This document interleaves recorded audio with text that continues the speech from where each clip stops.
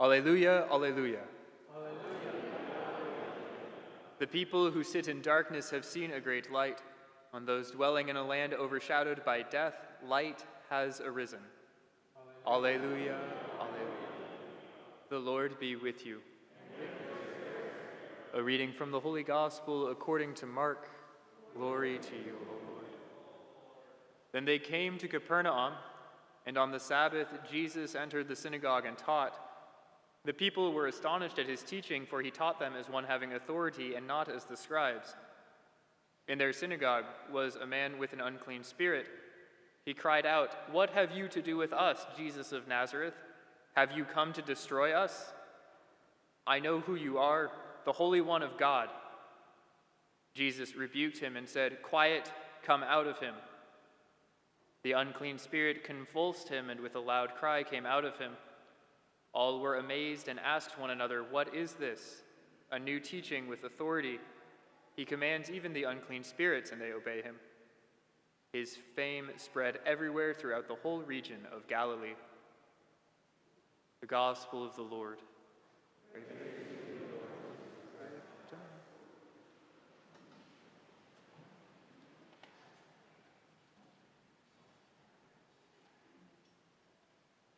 I apologize to all of you in advance because, frankly, Father Jim's homily was much better than mine. So feel free to go watch his. I was reading an author recently, and he said, imagine you were born at the age you are now with all of your consciousness. What is the first thing you would experience? A friend who I was reading this with said, well, pain. Can you imagine that? Yes, I saw her point. She's a nurse. I get it. We would all be astounded that there were things were even out there in the world. Our senses, our taste and sight and touch and smell and hearing. We have organs and a body to help us perceive in our soul what's out there. That's an aspect of the soul. That's why we don't say that the soul just exists in our head. No, it kind of is part of your whole person. Now, the head seems to be really important, but even a plant who has a planty soul can feel, and not in the emotional way, but in the sensations way. This is why a flower will turn, follow the sun, can adapt to its environment to continue to live. And sometimes that might be pain. If you opened your eyes for the first time, it would be really bright.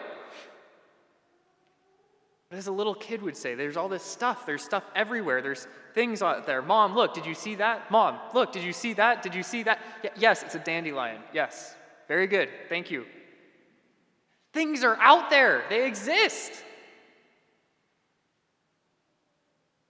This is part 3 of a 5-part series that I've been preaching on the fundamentals of what it means to be human.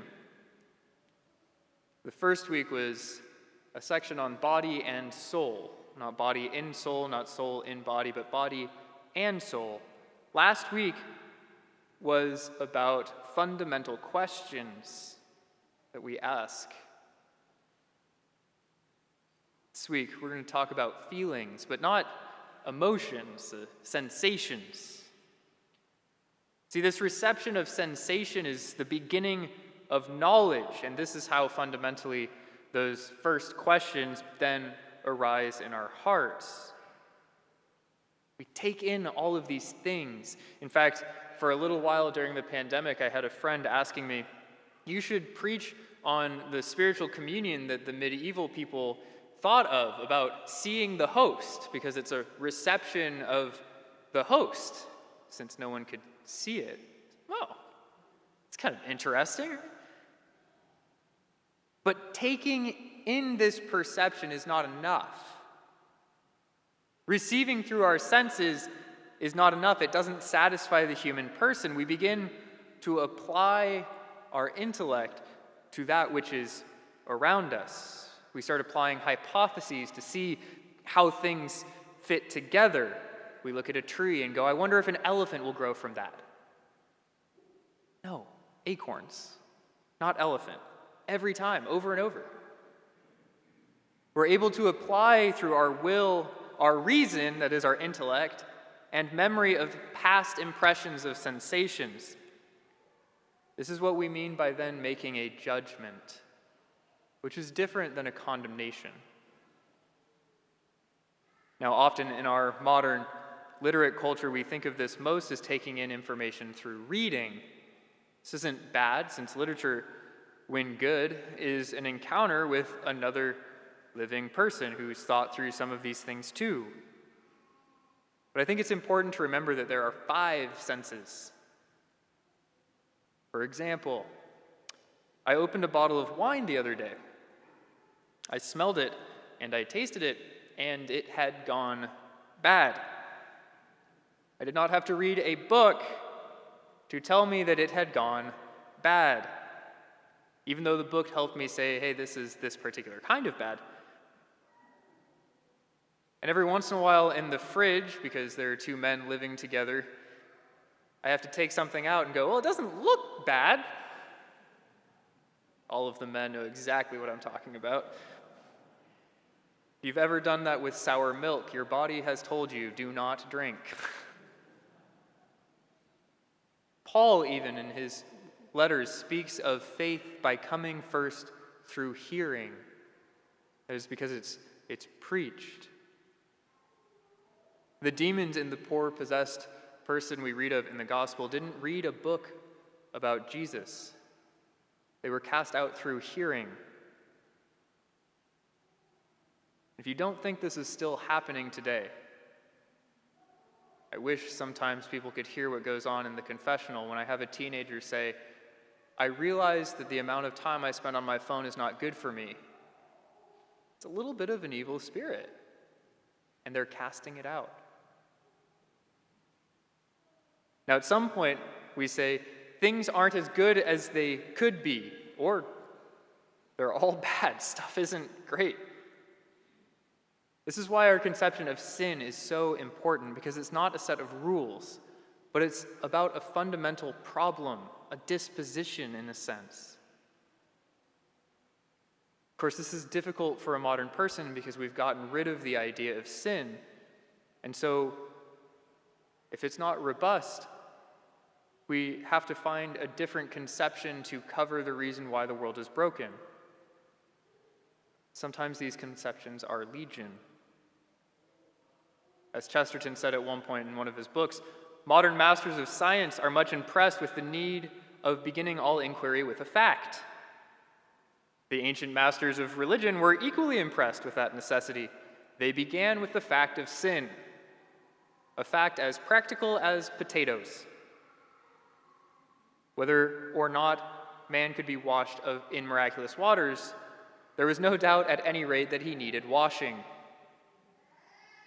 But certain leaders at his time in London, not mere materialists, have begun in our day not to deny the highly disputable water, but to deny the indisputable dirt. I want us to imagine for a second the man who is healed from leprosy. That's something more than just in his head. He didn't just decide, I have leprosy today. It was in the soul just as much as in the head, because it was an impression that was had and then healed. Let's look at Mary Magdalene. She didn't have a healing of the body, but she did, because she had a healing of her soul, and that made her all the more intense. People were amazed, because when Jesus comes in, evil can't but reveal itself, and it gets concentrated and intensified. And then everyone there goes, who is this man? What is he doing? As we look around, and ultimately, this begins to have us ask the question, especially for the modern person, of what are we looking for? As we begin to take in all of these sensations, you might be asking yourself, Father, where are we going from here? That's a great question. As we look around and say that sometimes it's better for me not to eat my weight in chocolate, even though I might feel like it, we begin to see that there are human acts that help us to be more human. In the classical sense, these habits that help make us do the human being better thing better are called habits, are called virtues, That is, in seeing the world in all its reality better, we're experiencing it more reasonably. That is, in accordance with what is real. And even before we begin speaking of Christ and his church, we can say that these natural virtues, that we can say it's better for me not to eat my weight in chocolate, even though I might want to, help us to align what is grasped by our intellects and acted upon as good. That is, you don't need divine revelation to tell you to not eat your weight in chocolate. But finally, on Valentine's Day, when some of you might receive chocolate, we're going to approach the newness that Christ introduces, that human life is only fulfilled in growing in charity, which is the imitation of God, revealed in the flesh in Christ himself.